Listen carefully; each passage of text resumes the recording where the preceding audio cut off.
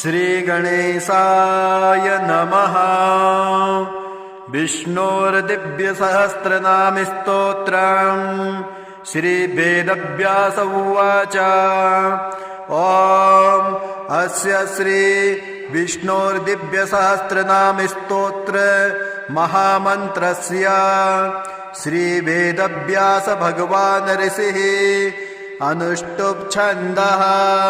श्रीमहाविष्णुः परमात्मा श्रीनारायणो देवता अमृतासूद्भवो भानुरिति बीजम् देवकी नन्दनः तिष्ठेति शक्तिः उद्भवः शोभनो देवः इति परमो मन्त्रः। शङ्खबृन्नन्दगी चक्रे कीलकम् सारङ्ग धन्वा गदाधरः इत्यस्त्रम् रथाङ्गपाणिरक्षोभ्य इति नेत्रम् त्रिसाम सामगः सामेति कवचम् आनन्द परं ब्रह्मेति योनिः ऋतुः सुदर्शनः कालः इति दिग्बन्धनम् श्री विश्वरूप इति ध्यानम् श्री महाविष्णुर्प्रीत्यर्थे सहस्रनाम स्तोत्र पाठे विनियोगः। ॐ श्री परमात्मने नमः। ॐ यस्य स्मरणमात्रेण जन्म संसार बन्धनात् विमुच्यते नमस्तस्मै विष्णवे प्रभविष्णवे नमः समस्तभूतानामादिभूताय भूभृते अनेकरूपरूपाय विष्णवे प्रभविष्णवे। वैशम्पायन उवाच श्रुत्वा धर्माणशेषेण पावनानि च सर्वशः युधिष्ठिरः शान्तनवं पुनरेवाभ्यभाषत। युधिष्ठिर उवाच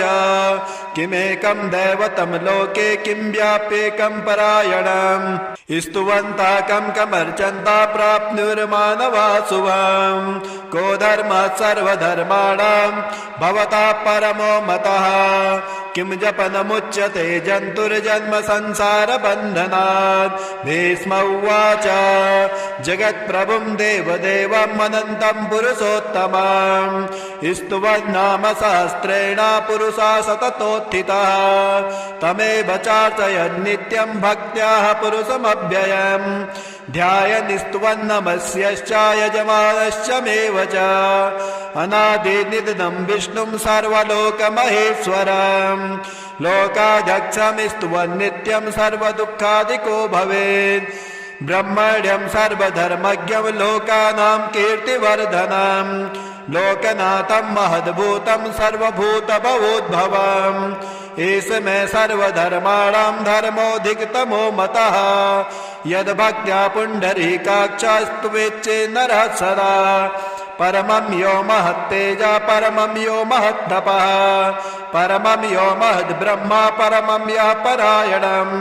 पवित्राणां पवित्रं यो मङ्गलानां च मङ्गलम् दैवतं दैवतानां च भूतानाभ्यो यया पिता यथा सर्वाणि भूतानि भवत्यादियुगागमे यस्मिश्च प्रलयं यान्ति पुनरेव युगक्षये तस्य लोकप्रधानस्य जगन्नाथस्य भूपते विष्णोर्नाम सहस्रं मे शृणु पापभयापहम् यानि नामानि गौणानि विख्यातानि महात्मनः ऋषिभिः परिगीतानि तानि वक्ष्यामि भूतये। ऋषिर्नाम सहस्रांश वेदव्यासो महामुनिः छन्दोऽनुष्टुप् तथा देवो भगवान् देवकी सुतः अमृतासूद्भवो बीजं शक्तिर्देवकी नन्दनः त्रिसामा हृदयं तस्य शान्त्यर्थे विनियोजयेत् विष्णुं जिष्णुं महाविष्णुं प्रभविष्णुं महेश्वरम् अनेकरूपदैत्यान्तं नमामि पुरुषोत्तमम्। ॐ विश्वं विष्णुर्वषट्कारो भूतभव्यभुवत् प्रभो भूतकृद्भूतभृद्भावो भूतात्मा भूतभावनः भूतात्मा परमात्मा च मुक्तानां परमा गतिः अव्ययः पुरुषः साक्षी क्षेत्रज्ञोऽक्षर एव च योगो योगविदां नेता प्रधानपुरुषेश्वरः नारसी वपु श्रीमान् केशवः पुरुषोत्तमः सर्वा सर्वासिभस्ताणुर्भूतादिनिरव्ययः संभवो भावनो भर्ता प्रभवः प्रभुरेश्वरः स्वयंभू शम्भुरादित्या पुष्कराक्षो महास्वनः अनादिनिधनो दाता विधाता धातुरुत्तमः अप्रमेयो ऋषिकेशः पद्मनाभो मरप्रभो विश्वकर्मा मुनस्तष्टा स्तविष्टा स्थिरो ध्रुवः अग्राह्य शाश्वतः कृष्णो लोहिताक्ष प्रदर्दनः प्रबोधस्त्रीककुब्धामा पवित्रं मङ्गलं परम् ईशान प्राणद प्राणो ज्येष्ठा श्रेष्ठा प्रजापति हिरण्यगर्भो भूगर्भो माधवो मधुसूदनः ईश्वरो विक्रमी धन्वी वेधामी विक्रमाक्रमः अनुत्तमो धुराधर्षा कृतज्ञा कृतिरात्मवान् सुरेशा शरणं शर्मः विश्वरेता प्रजाभवः संवत्सरो व्याला प्रत्ययः सर्वदर्शनः अजः सर्वेश्वरः सिद्धा सिद्धि सर्वादिरच्युतः वृषा कपिमेयात्मा सर्वयोगविधिश्रिता वसुरवसुमना सत्या समात्मा समिता समः अमोघा पुण्डरीकाक्ष वृषकर्मः वृषाकृतिः रुद्रो बहुशिरा बभ्रुर्विश्वयोनि शुचिस्रवा अमृता शाश्वतस्थाणुर्वरारोहो महातपः सर्वगा सर्वविद्भानुर्विश्वक्सेनो जनार्दनः वेदो वेदविदभ्यांगो वेदांगो वेदवित्कविः लोकाध्यक्षासुराध्यक्षो धर्माध्यक्ष कृताकृतः चतुरात्मा चतुर्व्यूहश्चतुर्दृष्ट चतुर्भुजः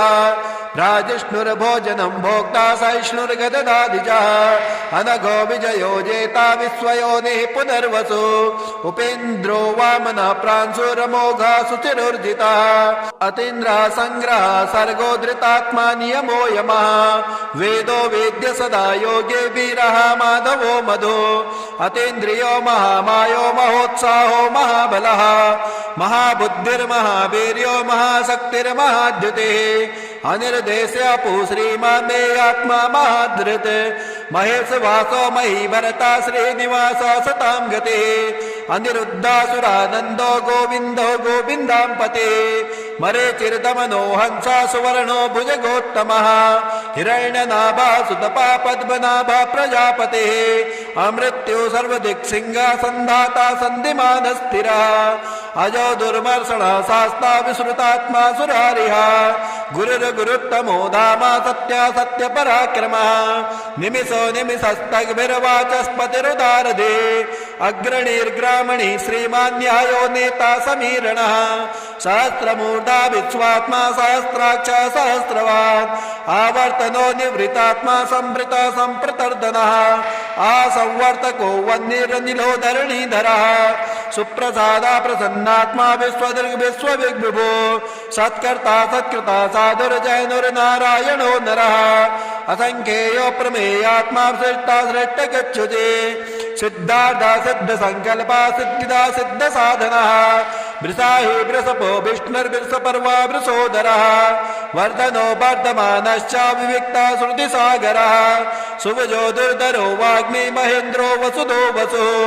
नैकरूपा बृहद्रूपा सपिविष्टा प्रकाशनः ओजस्तेजो धुतिधरा प्रकाशात्मा प्रतापनः रिद्धा स्पष्टाक्षरो मन्त्रश्चन्द्रांशुर्भास्करद्युते अमृतासोद्भवो भानो ससबिन्धु सुरेश्वरः औषधं जगतः सहितो सत्यधर्मा पराक्रमः भूतभव्यवत्नाता पवना पावनो नरः कामः कामकृत्कान्तः कामः कामप्रदः प्रभु युगादिकृतयुगावर्तो नैकरूपो महत्स्वनः अदृश्यो व्यक्तरूपश्च सहस्रजिदनन्तजित्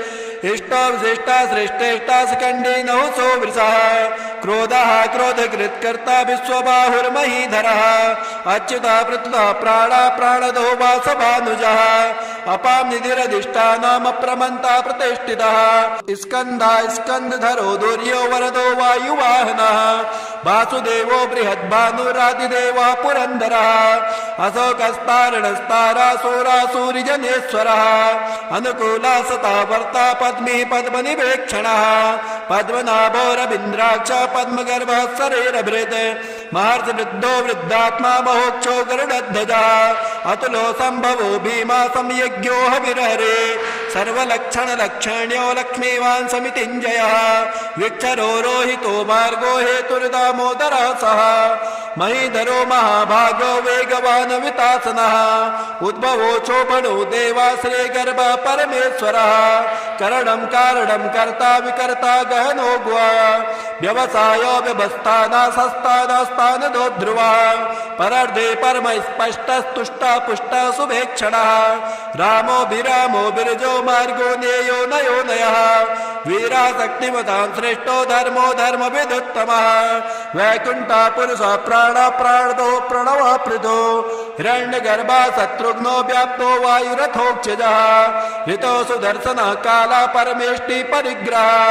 उग्रा संवत्सलो दक्षो विश्रामो विश्वदक्षिणः विस्तारः स्थावरस्ताणो प्रमाणं बीजमव्ययम् अर्थो नरतो महाकोशो महाभोगो महाधनः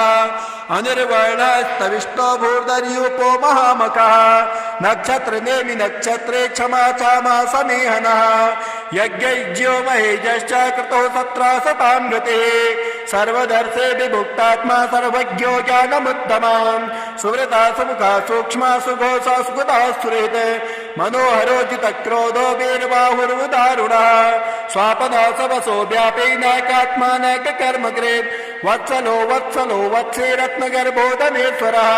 धर्मभुग्धर्मकिद्धर्मी सदमक्षरमक्षरम् अभिज्ञाता सहस्रांशुर्विधाता कृतलक्षणः गभस्तनेमि सत्त्वस्था सिंहो भूतमहेश्वरः आदिदेवो महादेवो देवेशो देवभिर्गुरुः उत्तरो गोपतिर्गोप्ता ज्ञानगम्या पुरातनः शरीरबोधभृद्भोक्ता कपीन्द्रो भूरिदक्षिणः सोमपो मृतपः सोमा पुरुजित्पुरुषोत्तमः विनयो जया सत्यसन्ध्यो दसारा सात्वतां पते जीवो विनेतां साक्षी मुकुन्दो वितविक्रमः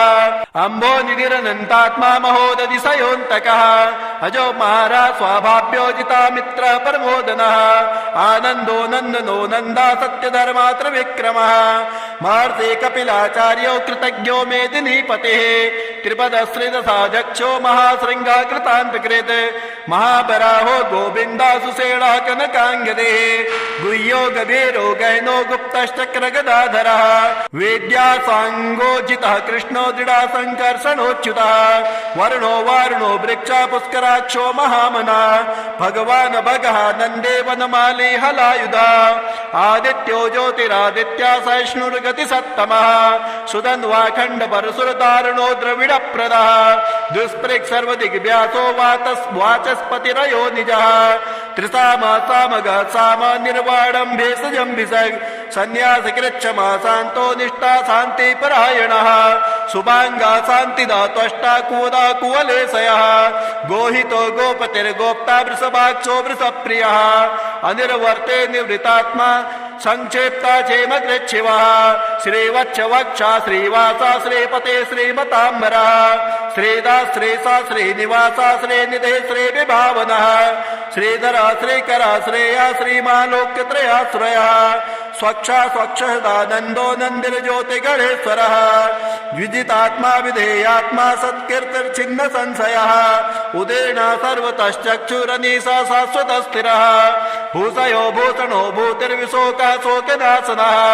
अर्चिसमानर्चितः कुम्भो विशुद्धात्मा विशोधनः अनिरुद्धो प्रतिरथा प्रद्युम्नो वितविक्रमः कालनेमिनिः वीरासूरा शौर्यदेश्वरः त्रिलोकात्मा त्रिलोकेशा केशवः केशिहा हरिः कामदेवा कामपाला कामी कान्ता कृतागमः अनिर्देश्यो पुरुर्विष्णुर्वीरोदन्तो धनञ्जयः ब्रह्मण्यो ब्रह्मकिद् ब्रह्म ब्रह्म ब्रह्म विवर्धनम् ब्रह्मविद् ब्राह्मणो ब्राह्मणे ब्रह्मज्ञो ब्राह्मण प्रियः महाकर्मो महाकर्मा महातेजा महोरगः महाकर्तुर्महायज्वा महायज्ञो महाहविः स्तभ्यः स्तव प्रियः स्तोत्रम् स्तुते स्तोत्रामृण प्रियः पूर्णा पूर्णयितां पुण्या पूर्णकीर्तिरदामयः मनोजवस्तीर्थकरो वसुरेता वसुप्रदा वसुप्रदो वासुदेवो वसुर्वसुमना हवे सद्गते सत्कृते सत्ता सद्भूते सत्परायणम् सूरसेनो युधश्रेष्ठ सन्निवास सुयामुनः भूता वासो वासुदेव सर्वासो निलयो नलः दर्पः दर्पदो दृप्तो दुर्धरोत्थापराजितः विश्वमूर्तिर्महामूर्तिर्दीप्तमूर्तिरमूर्तिमान् अनेकमूर्तिरव्यक्ता सतमूर्ते सताननः एको नैका स्वः किमि यत्तत्पद्मनुत्तमम् लोकबन्धुर्लोकनाथो माधवो भक्तवत्सलः सुवर्णवर्णो हेमाङ्गो वराङ्गश्चन्दनाङ्गदे वीरः विषमाशून्यो धृताशीलश्चलाचलः हमानीमानदो मान्यो लोकस्वामी त्रिलोकदृक् सुमेधा मेजदो धन्या सत्यमेधाधराधरः तेजो वृक्षो द्युतिधरः सर्वशास्त्रवृताम्बरः पग्रहो निग्रहो व्याघ्रो नैकशृङ्गो गदाग्रजः चतुर्मूर्तिर्चतुर्भावश्चतुर्व्यूहश्चतुर्गतिः चतुरात्मा चतुर्भावश्चतुर्वेदग्विदेकपात् समावर्तो निवृतात्मा दुर्जन्यो दुतविक्रमः दुर्लभो दुर्गमो दुर्गो दुरावासो दुरारिः शुभाङ्गो लोकसाराङ्गा सुतन्तुस्तन्तुवर्धनः इन्द्रकर्मा महाकर्मा कृतकर्मा कृतागमः उद्भवः सुन्दरः सुन्दो रत्नाभा सुलोचनः अर्को वाजसनः शृङ्गी जयन्तः सर्वबीजये सुवर्णबिन्दुरक्षोभ्य सर्ववागेश्वरेश्वरः महाहर्दो महागर्तो महाभूतो महानिधिः कुमुदा कुन्दरः कुन्दा पर्जन्यो पावनो निलः अमृता सोमृतोपो सर्वज्ञ सर्वतोमुखः सुलभा सुवृता चिद्दा चतुर्दे शत्रुतापनः न्यग्रोधो दुन्दरो स्वत्तश्चाणुरान्धरण्यशोधनः सहस्रार्थे सप्तजीवा सप्ताधौ सप्तवाहनः अमूर्तिरनघो चिन्त्यो भयकृद्भयनाशनः आणुर्बृहत्कृत स्थूलो गुणवृन्निर्गुणो महान् अधृता स्वधृता स्वाक्षा प्रागवंशो वंशवर्धनः भारभृत्कथितो योगी योगी स सर्वकामदः आश्रमाश्रमणः क्षामा सुवर्णो वायुवाहनः धनुर्धरो धनुर्वेदो दण्डो दमयितां दमः अपराजिता सर्वसहो नियन्ता नियमो यमः सत्त्वान् सात्विकः सत्या सत्यधर्मपरायणः अभिप्राय प्रियारोह प्रियकृत् प्रीतिवर्धनः विहाय सगतिर्ज्योतिर्सुरुचिर्हुत विभो रविर्विरोचनः सूर्य सविता रविलोचनः अनन्तो हुत भुग्भोग्धा सुखदो नैग्रजो ग्रजः अनिर्वर्णा सदामर्षै लोकाधिष्ठानमद्भुतः सनातन तमः कपिरः कपिरव्ययः स्वस्तिदा स्वस्तिकृ स्वस्ते स्वस्ति भोक् स्वस्ति दक्षिणः हराद्रा कुण्डली चक्रे मिक्रवर्जुत्सासनः शब्दातिका शब्दसः शिरः सर्वरीकरः अक्रूरापेसलो दक्षो दक्षिणः दक्षिणाम्बरः विद्वत्तमो भीतभयः पुण्यः सर्वणकीर्तनः उत्तारणो दुष्कृतिः पुण्यो दुःस्वप्ननाशनः वीरः रक्षणः सन्तो जीवनः पर्यवस्थितः अनन्तरूपोऽनन्तशिरजितमन्युर्भयापः चतुरस्तो गभीरात्मा विदिशोऽप्यादिशो दिशः अनादिर्भूर्भुवो लक्ष्मी सुवीरो रुचिराङ्गदः जननो जन्मनादिभिर्भीमो भीम पराक्रमः आधार निलयो दाता पुष्पः सः प्रजागरः ऊर्ध्वङ्गः सदपदाचार प्राणदः प्रणवः पणः प्रमाणं प्राणनिलयः प्राणभृत् प्राणजीवनः तत्त्वं तत्त्वविधेकात्मा जन्म मृत्युजरातिगः भूर्भुवत्सातरस्तारा सविता प्रपितामह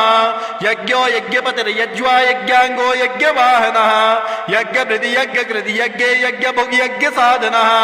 यज्ञान्तकृति यज्ञगुह्यामन्मन्नाद एव च आत्मयोनि स्वयं जातो वैकानः श्यामगायनः देवके नन्दनः तष्टाचिते सा पापनाशनः शङ्खबृन्नन्दके चक्रे सारङ्गधनुवा गदाधरः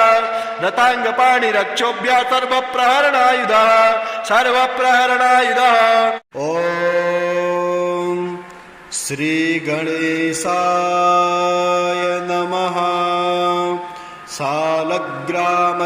सालग्रामस्तोत्रम् श्रीरामं सह लक्ष्मणं सकरुणं सीतान्वितं सात्विकम् वैदेही मुखपद्मलुब्धमधुपं पौलस्तसंहारिणं वन्दे वन्द्यपदाम्बुजं सुरवरं भक्तानुकम्पाकरं शत्रुघ्नेन हनुमता च भरते नासेवितं राघवम् जयति जनकपुत्री लोकभर्त्री नितान्तम् जयति जयति रामः पुण्यपुञ्जस्वरूपः जयति सुभगराशिर्लक्ष्मणो ज्ञानरूपो जयति किल मनोज्ञा ब्रह्मजाता ह्ययोध्या श्री गणेशाय नमः। अस्य श्री शालग्रामस्तोत्रमन्त्रस्य श्री भगवान् ऋषिः नारायणो देवता अनुष्टुप् छन्दः श्री शालग्राम स्तोत्र मंत्र जपे विनियोगः। युधिष्ठिर उवाच श्रीदेव देव देवेश देवतार्चनमुत्तमम् तत्सर्वं श्रोतुमिच्छामि ब्रूहि मे पुरुषोत्तमम्। श्रीभगवानुवाच गण्डक्यां चोत्तरे तीरे गिरिराजस्य दक्षिणे 10 योजन विस्तीर्णां महाक्षेत्रवसुन्धरा शालग्रामो भवेद्देवो देवी द्वारावती भवेत् उभयो संगमो यत्र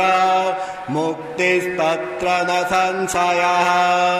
शालग्रामशिला यत्र यत्र द्वारावती शिला उभयो संगमो यत्र मुक्तिस्तत्र न संशयः आजन्मकृत पापानां प्रायश्चित्तं य इच्छति शालग्रामशिलावारी पापहारी नमोऽस्तुते अकालमृत्युहरणं सर्वव्याधिविनाशनं विष्णोपादोदकं पीत्वा शिरसा धारयाम्यहं शङ्खमध्ये स्थितं तोयं भ्रामितं केशवोपरि अङ्गलग्नं मनुष्याणां ब्रह्महत्यादिकं दहेत् स्नानोदकं पिबेत् नित्यं चक्राङ्कितशिलोद्भवं प्रक्षालयं शुद्धं ततोऽयं ब्रह्महत्यां व्यपोहति अग्निष्टोमसहस्राणि वाजपेयशतानि च सम्यग् फलमवाप्नोति विष्णुर्नैवेद्यभक्षणात् नैवेद्ययुक्तं तुलसीं च मिश्रितां विशेषतः पादजलेन विष्णोः यो स्नान्ति नित्यं पुरुतो मुरारे प्राप्नोति यज्ञायुतकोटिपुण्यं खण्डिताः स्फुटिताः भिन्ना वह्नि दग्धास्तथैव च शालग्रामशिला यत्र तत्र दोषो न विद्यते न मन्त्रः पूजनं चैव न तीर्थं न च भावना न स्तुतिर्नोपचारश्च शालग्रामशिलार्चने ब्रह्महत्यादिकं पापं मनोवाक्यसम्भवं शीघ्रं नश्यन्ति तत्सर्वं शालग्रामशिलार्चनात् नानावर्णमयं चैव नानाभोगेन वेष्टितं तथा वरप्रसादेन लक्ष्मीकान्तं वदाम्यहं नारायणोद्भवो देवः चक्रमध्ये च कर्मणा तथा वरप्रसादेन लक्ष्मीकान्तं वदाम्यहम् कृष्णे शिलातले यत्र सूक्ष्मं चक्रं च दृश्यते सौभाग्यं सन्ततिं धत्ते सर्वसौख्यं ददाति च वासुदेवस्य चिह्नानि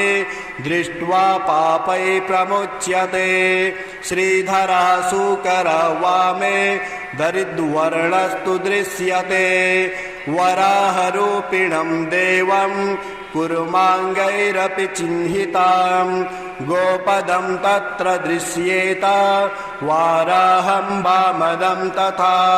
पीतवर्णं तु देवानां रक्तवर्णं भयावहं नारसिंहो भवेद्देवो मोक्षदं च प्रकीर्तितं शङ्खचक्रगदा कुर्मां शङ्खो यत्र प्रदृश्यते शङ्खवर्णस्य देवानां वामे देवस्य लक्षणं दामोदरं तथा स्थूलं मध्ये चक्रं प्रतिष्ठितं पूर्णद्वारेण संकीर्णं पीतरेखा च दृश्यते छत्राकारे भवेद्राज्यं वर्तुले च महाश्रियः चिपिटे च महादुःखं शूलाग्रे तोरणं ध्रुवं ललाटे शेषभोगस्तु शिरोपरि सुकाञ्चनं चक्रकाञ्चनवर्णानां वामदेवलक्षणं वामपार्श्वे च वैचक्रे कृष्णवर्णस्तु पिङ्गलं लक्ष्मी नृसिंहदेवानां पृथग् वर्णस्तु दृश्यते लम्बोष्ठे च दरिद्रं स्यात् पिङ्गले हानिरेव च लग्ने चक्रे भवेद्याधिर्विदारे मरणं ध्रुवं पादोदकं च निर्माल्यं मस्तके धारणेत् सदा विष्णो दृष्टं भक्षितव्यं तुलसीदलमिश्रितं कल्पकोटिसहस्राणि वैकुण्ठे वसते सदा सालग्रामशिलाबिन्दुर्हत्याकोटिविनाशनः तस्मात् सम्पूज्य ध्यात्वा पूजितं चापि सर्वदा सालग्रामशिलास्तोत्रं यः पठेद्विजोत्तमः स गच्छेत् परमस्थानं यत्र लोकेश्वरो हरिः सर्वपापविनिर्मुक्तो विष्णुर्लोकं स गच्छति दशावतारो देवानां पृथग् वर्णस्तु दृश्यते ईप्सितं लभते राज्यं विष्णुपूजामनुक्रमात् कोट्यो हि ब्रह्महत्यानां गम्यागम्यकोटयः ताः सर्वा नाशमायान्ति विष्णुर्नैवेद्यभक्षणात् विष्णो पादोदकं पीत्वा कोटिजन्माघनाशनं तस्मादष्टगुणं पापं भूमौ बिन्दुनिपातनात् रघुवर यदभूस्त्वं तादृशो वायसस्य प्रणत इति दयालुर्यस्य चैधस्य कृष्ण प्रतिभवमपराधुर्मुग्धसायुज्य दोभूर्वद किमुपदमागस्तस्य तेस्ते क्षमाया मह्यं मनः फलमिदं मधुकैटभारे मत्प्रार्थनीयमदनो ग्रह एष एव तदभृत्य परिचारकभृत्य भृत्यस्य भृत्य इति मां स्मरलोकनाथम् इति श्री भविष्योत्तरपुराणे श्रीकृष्णयुधिष्ठिरसंवादे सालग्रामस्तोत्रं सम्पूर्णम्। ॐ श्रीगणेशाय नमः। नारायण स्तुतिः शान्ताकारं भुजगशयनं पद्मनाभं सुरेशं विश्वाधारं गगनसदृशं मेघवर्णं शुभांगं लक्ष्मीकान्तं कमलनयनं योगिभिर्ध्यानगम्यं वन्दे विष्णुभवभयहरं सर्वलोकैकनाथं यं ब्रह्मा वरुणेन्द्ररुद्रमरुतः स्तुवन्ति दिव्यैस्तवैः वेदैः साङ्गपदक्रमोपनिषदैर्गायन्ति यं सामगाः ध्यानावस्थिततद्गतेन मनसा पश्यन्ति यं योगिनो यस्यान्तं न विदुः देवाय तस्मै नमः। हे राम पुरुषोत्तम नरहरे नारायण केशवा गोविन्द गरुडध्वज गुणनिधे दामोदर माधवा। हे कृष्ण कमलापते यदुपते सीतापते श्रीपते वैकुण्ठाधिपते चराचरपते लक्ष्मीपते पाहि माम्। आदौ रामतपोवनादिगमनं हृत्वा मृगकाञ्चनं वैदेही हरणं जटायुमरणं सुग्रीवसम्भाषणं बाले निर्दलनं समुद्रतरणं लङ्कापुरी दाहनं पश्चाद्रावणकुम्भकर्णहननम् एतद्विरामायणम्। आदौ देवकी गर्भजननं गोपीगृहे वर्धनं मायापूतन जीवितापहरणं गोवर्धनोद्धारणम् कंसोच्छेदन कौरवादिहननं कुन्तीसुता पालनम् एतत् श्रीमद्भागवत पुराण कथितं श्रीकृष्णलीलामृतम्। कस्तूरीतिलकं ललाटे पटले वक्षस्थले कौस्तुभं नासाग्रे वरमौक्तिकङ्करतले वेणुः करे कङ्कणं सर्वाङ्गे हरिचन्दनं सुललितं कण्ठे च मुक्तावली गोपस्त्रीपरिवेष्टितो विजयते गोपालचूडामणिः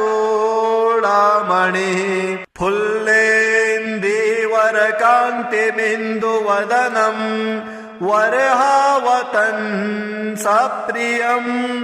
श्रीवत्साङ्कुमुदारकौस्तुभधरं पीताम्बरं सुन्दरं गोपीनां नयनोत्पलार्चिततनुं गोगोपसङ्घावृतं गोविन्दं कलवेणुनादनपुरं दिव्याङ्गभूषं भजे सशङ्खचक्रं सकिरीटकुण्डलं सपीतवस्त्रं सरसीरुहेक्षणं सहारवक्षस्थलकौस्तुभं श्रियं नमामि विष्णो शिरसा चतुर्भुजं त्वमेव माता च पिता त्वमेव त्वमेव बन्धुश्च सखा त्वमेव त्वमेव विद्या द्रविणं त्वमेव त्वमेव सर्वं मम देव देव। राम रामेति रामेति रमे रामे मनोरमे सहस्रनाम तत्तुल्यं राम नाम वरानने। ॐ श्री गणेशाय नमः। नारायण स्तुतिः शान्ताकारं भुजगशयनं पद्मनाभं सुरेशं विश्वाधारं गगनसदृशं मेघवर्णं शुभांगं लक्ष्मीकान्तं कमलनयनं योगिविर्ध्यानगम्यं वन्दे विष्णु भवभयहरं सर्वलोकैकनाथं। यं ब्रह्मा वरुणेन्द्ररुद्रमरुतः स्तुवन्ति दिव्यैस्तवैः वेदैः साङ्गपदक्रमोपनिषदैर्गायन्ति यं सामगाः। ध्यानावस्थिततद्गतेन मनसा पश्यन्ति यं योगिनो यस्यान्तं न विदुः देवाय तस्मै नमः। हे राम पुरुषोत्तम नरहरे नारायण केशव गोविंद गरुडध्वज गुणनिधे दामोदर माधव। हे कृष्ण कमलापते यदुपते सीतापते श्रीपते वैकुण्ठाधिपते चराचरपते लक्ष्मीपते पाहि माम्। आदौ रामतपोवनादिगमनं हृत्वा मृगकाञ्चनं वैदेही हरणं जटायुमरणं सुग्रीवसम्भाषणं बाले निर्दलनं समुद्रतरणं लङ्कापुरी दाहनं पश्चाद्रावणकुम्भकर्णहननम् एतद्विरामायणम्। आदौ देवकी गर्भजननं गोपीगृहे वर्धनं मायापूतन जीवितापहरणं गोवर्धनोद्धारणम् कंसोच्छेदन कौरवादिहननं कुन्तीसुता पालनम् एतत् श्रीमद्भागवत पुराण कथितं श्रीकृष्णलीलामृतम्। कस्तूरीतिलकं ललाटे पटले वक्षस्थले कौस्तुभं नासाग्रे वरमौक्तिकङ्करतले वेणुः करे कङ्कणं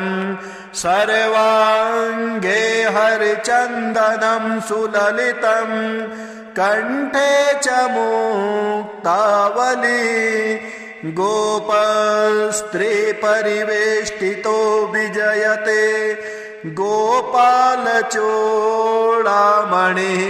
फुल्लेन्दीवरकान्तिबिन्दुवदनं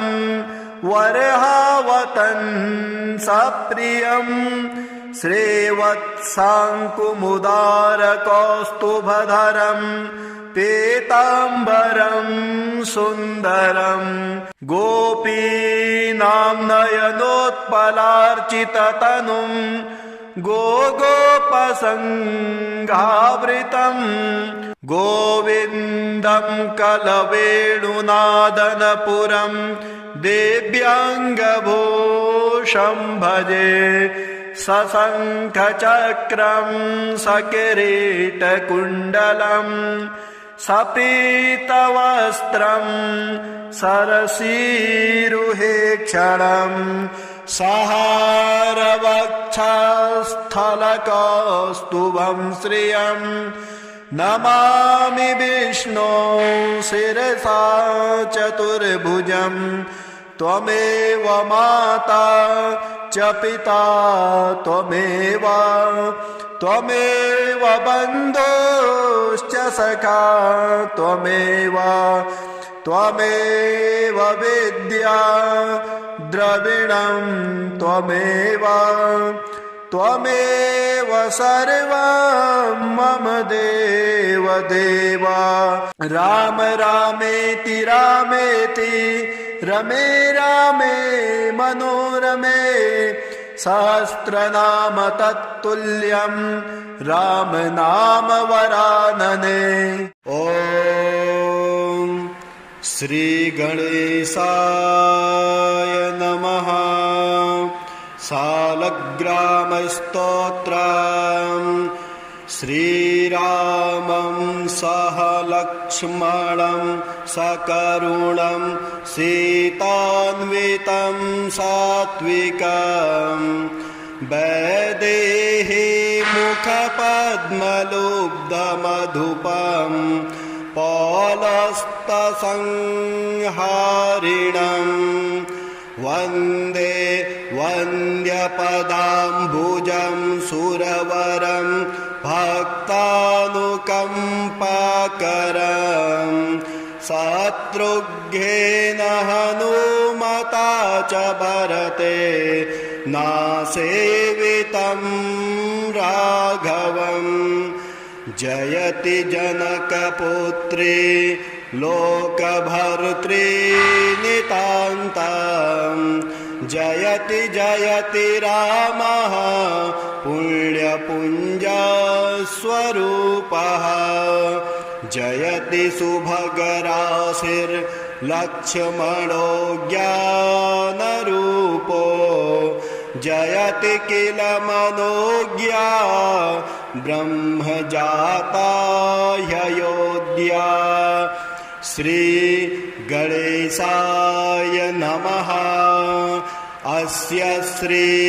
शालग्रामस्तोत्रमन्त्रस्य श्री भगवान् ऋषिः नारायणो देवता अनुष्टुप् छन्दः श्री शालग्रामस्तोत्रमन्त्र जपे विनियोगः।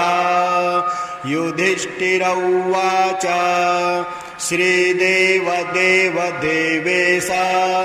देवतार्चनमुत्तमम् तत्सर्वं श्रोतुमिच्छामि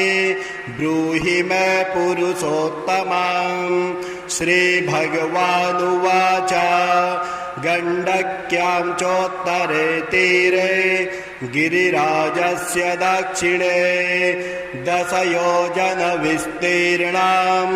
महाक्षेत्रवसुन्धरा शालग्रामो भवेद्देवो देवी द्वारावती भवेत्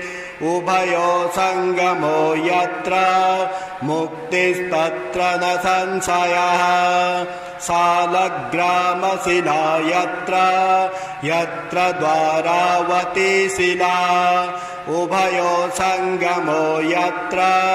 मुक्तिस्तत्र न संशयः आजन्मकृत पापानां प्रायश्चित्तं य इच्छति शालग्रामशिलावारे पापहारी नमोऽस्तु ते अकालमृत्युहरणं सर्वव्याधिविनाशनं विष्णो पादोदकं पीत्वा शिरसा धारयाम्यहं शङ्खमध्ये स्थितं तोयं भ्रामितं केशवोपरि अङ्गलग्नं मनुष्याणां ब्रह्महत्यादिकं दहेत् स्नानोदकं पिबे नित्यं चक्राङ्कितशिलोद्भवं प्रक्षालयं शुद्धं ततोऽयं ब्रह्महत्यां व्यपोहते अग्निष्टोमसहस्राणि वाजपेयशतानि च सम्यग्फलमवाप्नोति विष्णुर्नैवेद्यभक्षणात् नैवेद्ययुक्तं तुलसीं च मिश्रितां विशेषतः पादजलेन विष्णोः यो स्नान्ति नित्यं पुरुतो मुरारे प्राप्नोति यज्ञायुतकोटिपुण्यं खण्डिताः स्फुटिताः भिन्ना वह्निदग्धास्तथैव च सालग्रामशिला यत्र तत्र दोषो न विद्यते न मन्त्रः पूजनं चैव न तीर्थं न च भावना न स्तुतिर्नोपचारश्च सालग्रामशिलार्चने ब्रह्महत्यादिकं पापं मनोवाक्यसम्भवम् शीघ्रं नश्यन्ति तत्सर्वं सालग्रामशिलार्चनात् नानावर्णमयं चैव नानाभोगेन वेष्टितं तथा वरप्रसादेन लक्ष्मीकान्तं वदाम्यहं नारायणोद्भवो देवश्चक्रमध्ये च कर्मणा तथा वरप्रसादेन लक्ष्मीकान्तं वदाम्यहं कृष्णे शिलातले यत्र सूक्ष्मं चक्रं च दृश्यते सौभाग्यं सन्ततिं धत्ते सर्वसौख्यं ददाति च वासुदेवस्य चिह्नानि दृष्ट्वा पापै प्रमुच्यते श्रीधरः शुकरः वामे दरिद्वर्णस्तु दृश्यते वराहरूपिणं देवं कुर्माङ्गैरपि चिह्नितां गोपदं तत्र दृश्येत वाराहं वामदं तथा पीतवर्णं तु देवानां रक्तवर्णं भयावहं नारसिंहो भवेद्देवो मोक्षदं च प्रकीर्तितं शङ्खचक्रगदा कुर्मां शङ्खो यत्र प्रदृश्यते शङ्खवर्णस्य देवानां वामे देवस्य लक्षणं दामोदरं तथा स्थूलं मध्ये चक्रं प्रतिष्ठितं पूर्णद्वारेण संकीर्णं पीतरेखा च दृश्यते छत्राकारे भवेद्राज्यं वर्तुले च महाश्रियः चिपिटे च महादुःखं शूलाग्रे तोरणं ध्रुवं ललाटे शेषभोगस्तु शिरोपरि सुकाञ्चनं चक्रकाञ्चनवर्णानां वामदेवलक्षणं वामपार्श्वे च वैचक्रे कृष्णवर्णस्तु पिङ्गलं लक्ष्मी नृसिंहदेवानां पृथग्वर्णस्तु दृश्यते लम्बोष्ठे च दरिद्रं स्यात् पिङ्गले हानिरेव च लग्ने चक्रे भवेद्याधिर्विदारे मरणं ध्रुवं पादोदकं च निर्माल्यं मस्तके धारणेत् सदा विष्णो दृष्टं भक्षितव्यं तुलसीदलमिश्रितं कल्पकोटिसहस्राणि वैकुण्ठे वसते सदा सालग्रामशिलाबिन्दुर्हत्याकोटिविनाशनः तस्मात् सम्पूज्य ध्यात्वा पूजितं चापि सर्वदा सालग्रामशिलास्तोत्रम् यः पठेद्विजोत्तमः स गच्छेत् परमस्थानं यत्र लोकेश्वरो हरिः सर्वपापविनिर्मुक्तो विष्णुर्लोकं स गच्छति दशावतारो देवानां पृथग्वर्णस्तु दृश्यते ईप्सितं लभते राज्यं विष्णुपूजामनुक्रमात् कोट्यो हि ब्रह्महत्यानां गम्यागम्यकोटयः ताः सर्वा नाशमायान्ति विष्णुर्नैवेद्यभक्षणात् विष्णोः पादोदकं पीत्वा कोटिजन्माघनाशनं तस्मादष्टगुणं पापं भूमौ बिन्दुनिपातनात् रघुवर यदभूस्त्वं तादृशो वायसस्य प्रणत इति दयालुर्यस्य चैधस्य कृष्ण प्रतिभवमपराधुर्मुग्धसायुज्य दोभूर्वद किमुपदमागस्तस्य तेस्ते क्षमाया मह्यं मनः फलमिदं मधुकैटभारे मत्प्रार्थनीयमदनो ग्रह एष एव तदभृत्य परिचारकभृत्य भृत्यस्य भृत्य इति मां स्मरलोकनाथम् इति श्रीभविष्योत्तरपुराणे श्रीकृष्णयुधिष्ठिरसंवादे सालग्रामस्तोत्रं सम्पूर्णम्।